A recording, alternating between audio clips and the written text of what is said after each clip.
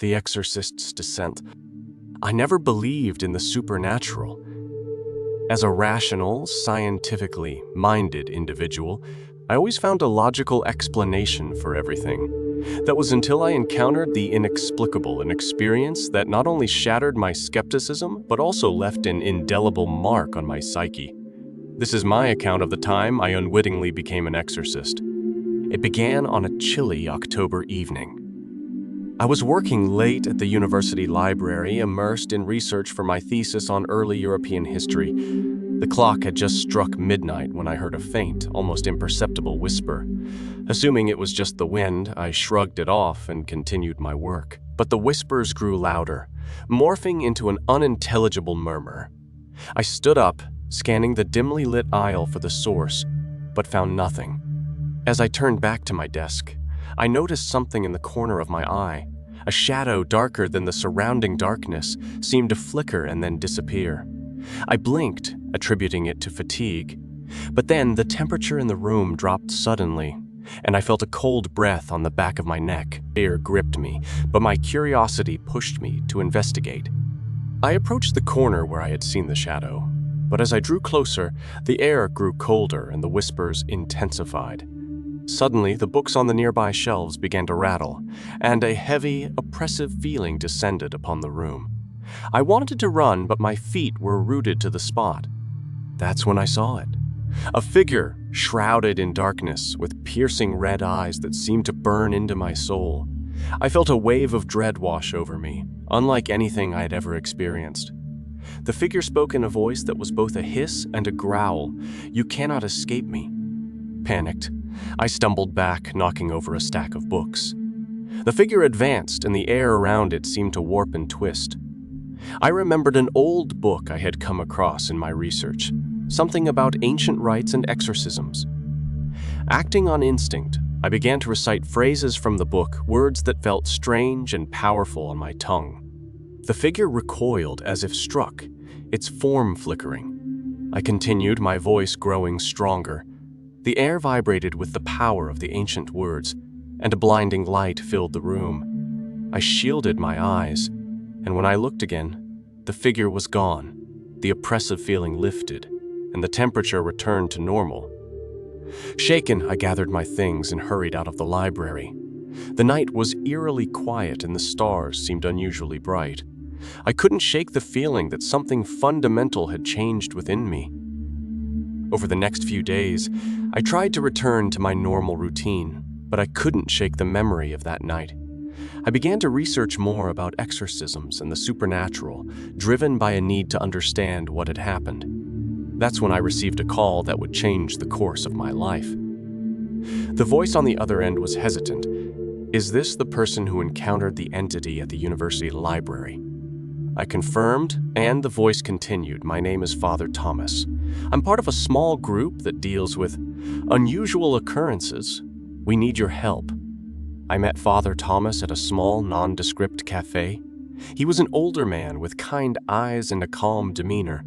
He explained that there had been a rise in supernatural occurrences and that my experience at the library had shown that I had a natural affinity for dealing with these entities. I was skeptical, but the memory of the shadow in the corner was too vivid to ignore. I agreed to help, and thus began my journey into a world I never knew existed. My first case with Father Thomas was a haunting in an old farmhouse. The family had been tormented by an unseen presence for weeks. Objects moved on their own, strange noises filled the night, and the youngest child had started speaking in a language they had never heard before. We arrived at the farmhouse as the sun was setting, casting long shadows across the fields. The family, a young couple with 2 children, greeted us with a mix of relief and trepidation. They led us to the child's room, where the air was thick with a sense of malice. The child, a girl of about 6, sat on the bed, her eyes vacant. As we entered, she turned to us, her voice deep and distorted. "You cannot save them." Father Thomas began the exorcism, his voice steady as he recited the rites. I felt the power of the words, a tangible force in the room. The child thrashed and screamed, her voice a cacophony of different tones and pitches. I joined in, reciting the phrases I had learned. The air crackled with energy, and a wind seemed to rise from nowhere, swirling around the room. The child's screams reached a fever pitch, and then suddenly she collapsed. We rushed to her side. She was unconscious but breathing. The oppressive feeling in the room had lifted, replaced by a sense of peace. The family thanked us, tears of relief in their eyes. As we left the farmhouse, Father Thomas placed a hand on my shoulder. "You have a gift.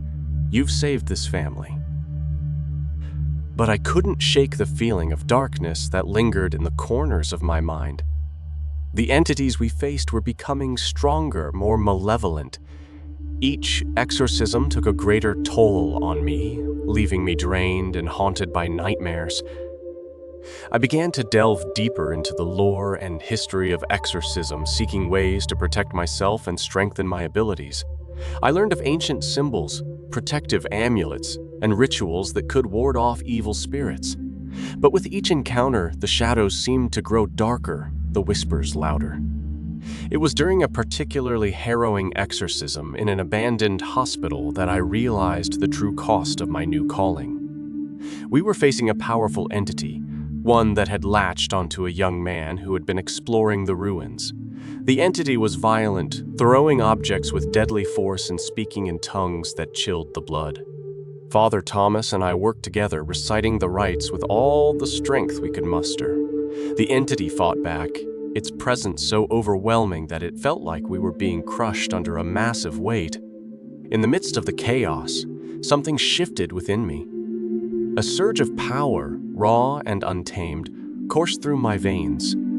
I felt as if I was being consumed by it, my very essence burning away. With a final, desperate effort, I directed this power at the entity. There was a blinding flash of light and then silence. The young man collapsed, freed from the entity's grasp, but the cost was clear. I looked at my hands, trembling and scorched. My eyes met Father Thomas's, and I saw the concern in them. "You've pushed yourself too far," he said softly. I knew he was right. I had tapped into something dangerous, something that threatened to consume me. I realized then that this path, this calling, was not sustainable. I was playing with forces that were beyond my understanding, risking not just my life, but my soul. In the weeks that followed, I tried to distance myself from the world of exorcism.